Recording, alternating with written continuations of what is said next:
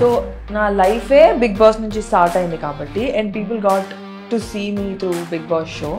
Not just that, నాకు తెలిసి ఆ షో చూడమని చెప్పుకుంటూ అందరూ చూస్తారు.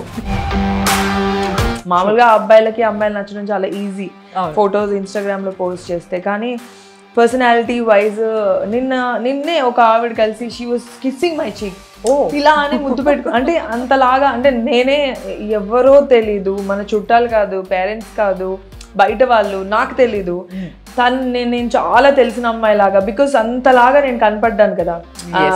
ఫుడ్తో సహా ప్రతిదీ, వంట చేయడం కానీ, కొట్లాడడం కానీ, నవ్వడం, ఆనందం, మాట్లాడడం, బిహేవియర్ అన్నీ వెరీ నైస్. అలాగా they got to see my real self. So ఇంట్లో కూడా వంట చేస్తారు అయితే? అవును. సో ఏంటి బాగా ఇష్టంగా తినేది ఏంటి మీరు?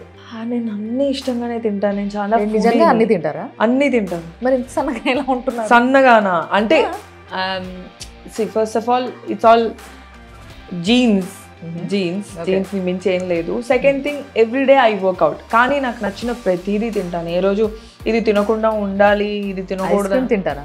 ఐస్ క్రీమ్ కూడా తింటాను. నిన్నే పెద్ద ఐస్ క్రీమ్ తిన్నా, ఫుల్ నట్స్. ఏంటి అంత తింటారా? మామూలుగా ఇంత తింటారా లేదంటే ఒక స్పూన్ తింటారా? I eat.